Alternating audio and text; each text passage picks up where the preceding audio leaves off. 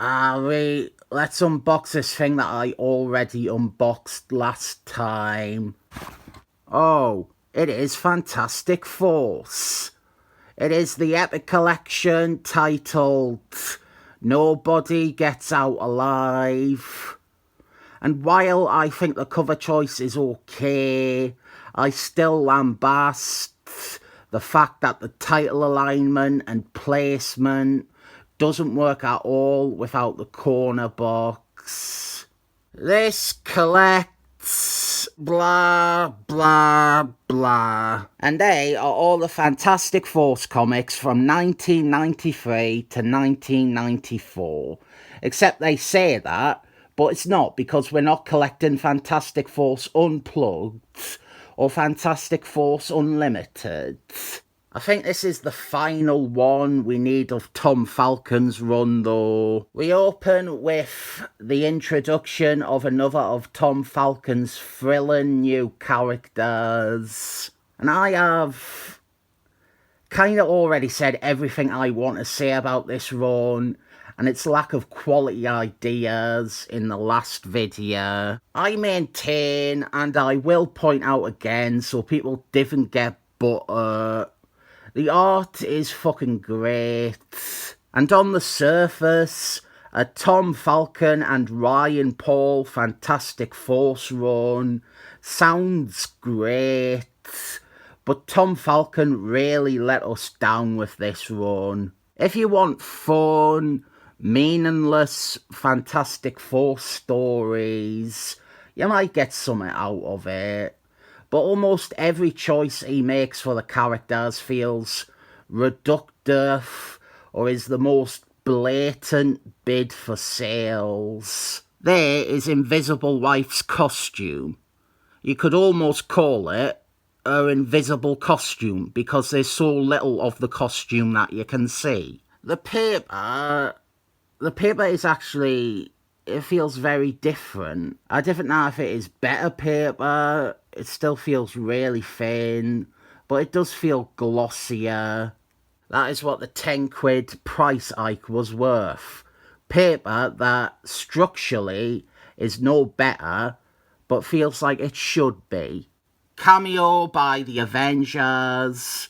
I hope you counted this on your list, Rodney you plonker. Why are all my viewers called names like Robert and Rob and Rod? I have a very, very specific audience, it seems. I need a Ron. Is there any Rons out there watching? Here is a character who just can't catch a break. Miss McDonald's.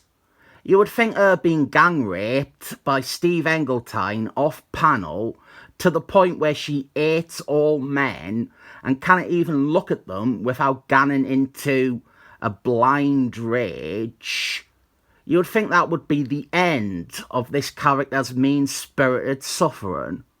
But no, she needs to keep being mutated into progressively uglier and uglier forms. This is well and truly a character that I think deserves a Kurt Busey-style retcon. I liked her first appearances in The Thing stories by Marky Mark and Mike Carlsberg. She was this upbeat wrestler woman in a McDonald's costume, and she had potential to be a fun side character in the Marvel Universe. Then Steve Engeltine, who was obsessed with rape in his late 80s career at Marvel. He decided to just have her get held captive by the army and repeatedly gang raped by generals. After that, she hates all men, and they make her violent. And then she got transformed into a distaff version of Thing, and all the appeal of the character was lost by that point.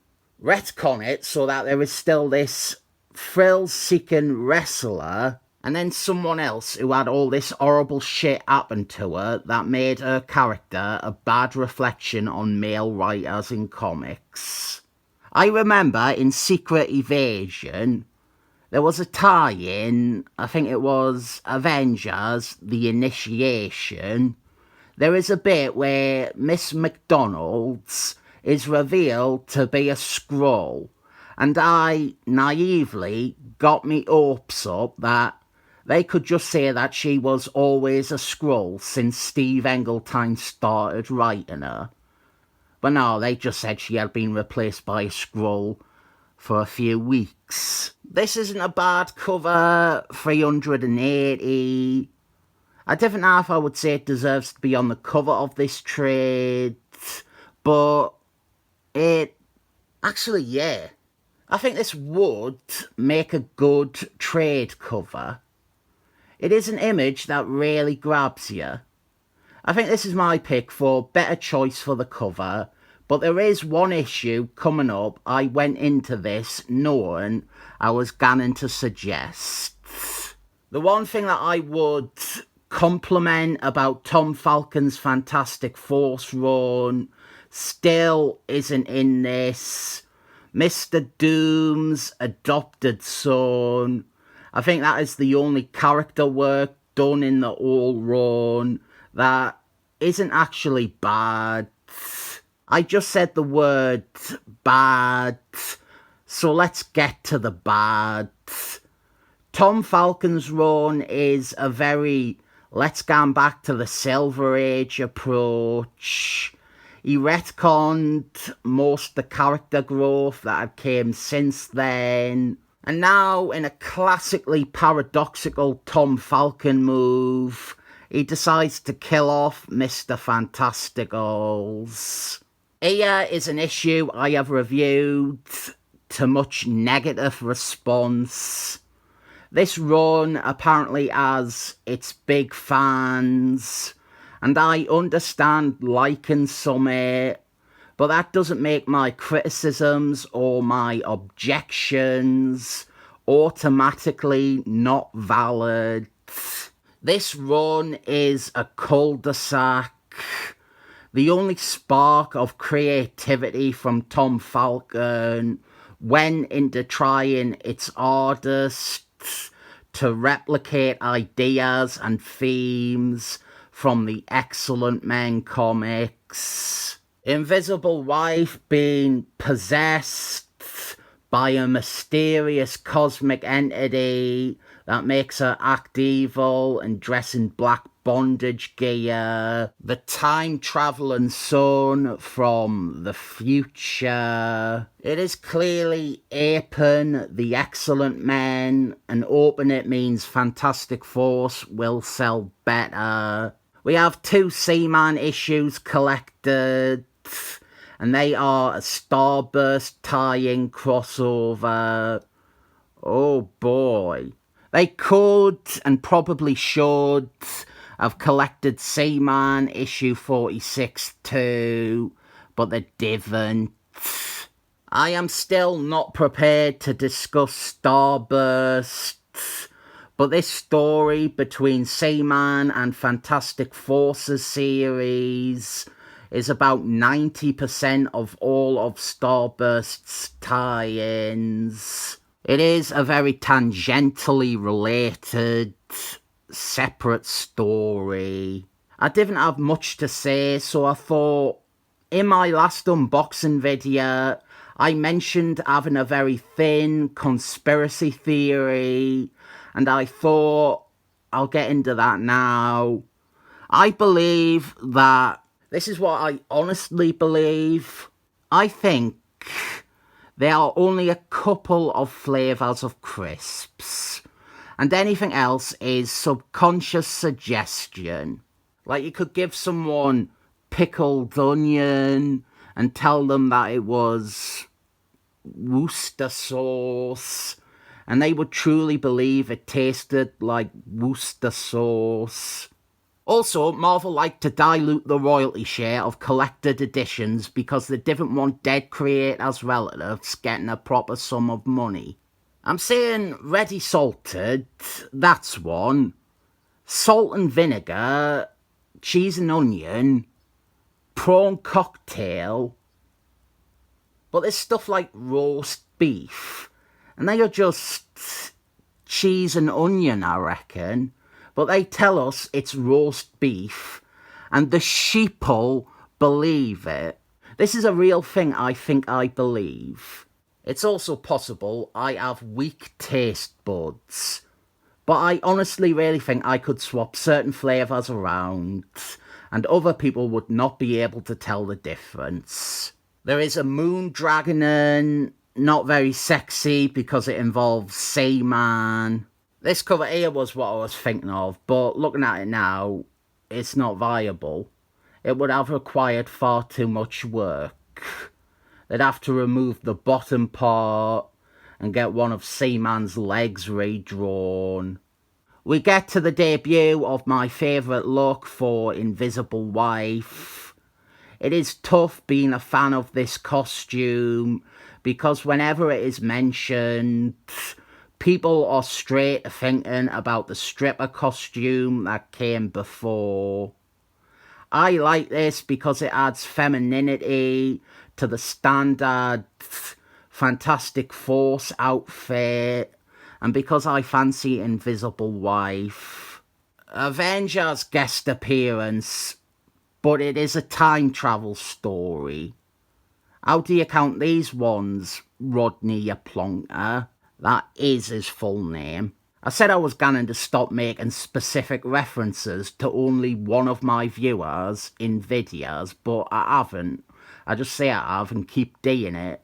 He has a list of every Avengers mission, pre-Heroes Reborn, and which members are part of it, and thus a catalogue of the Avengers by amount of appearances as an Avenger.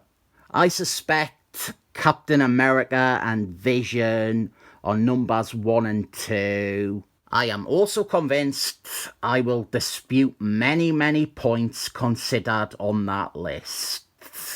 I think that is a problem with nut jobs like us. We are so beholden to our own research or beliefs that we are practically unmoving. When it comes to cataloguing Marvel information, we have an annual here written by Marky Mark, which features the Time Variance Authority, and also Marky Mark awkwardly writing a character Simon Waltonson introduced based on Marky Mark. Not much to say here, except for Beyond a Man. That's for all you Secret Wars II fans out there. I have this annual. I have everything Marky Mark wrote, except for some Dup 7 and Spider Girl. And I do intend to seriously get into all this Time Variance Authority, Ravonna, time bubble crap one day. You know what? This issue here, I would not have thought of it, but this would work as a front cover too. I suspect this wasn't chosen because they would have had to, again, get someone to touch it up and remove the copy and thus draw in parts of a building, and the amount of effort that is gone into the covers for these collected editions is fucking shocking. Let's just get to the end. Nice Michael Elboy wraparound cover. Were it not for the dimensions, here is your optimal front cover choice. I take back everything I said. There was a trade paperback in the 90s collecting some of these issues, and this is what you put on the front cover. This is perfect. I miss the days of getting the artist to draw a new piece for the cover of a collected edition. This is perfect though. Make this the front cover.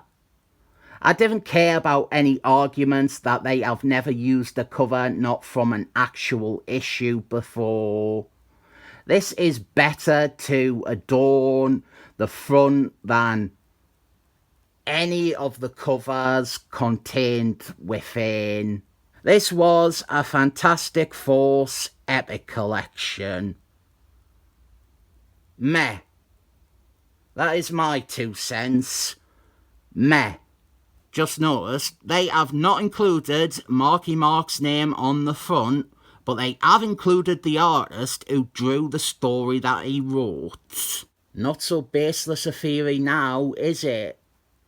I will give it 7 extra non-members of the Fantastic Force up. Actually, there might have been 7 in this run. There was Seaman, there was Paul Rudd, there was Mr. Doom's adopted son, there was the Skrull wife, there was Franklin Fantasticals from the future, there was Miss McDonald's, and there was, I guess, Mr. Fantasticals' dad, also from the future. That is exactly 7. I didn't think I am missing any out, am I?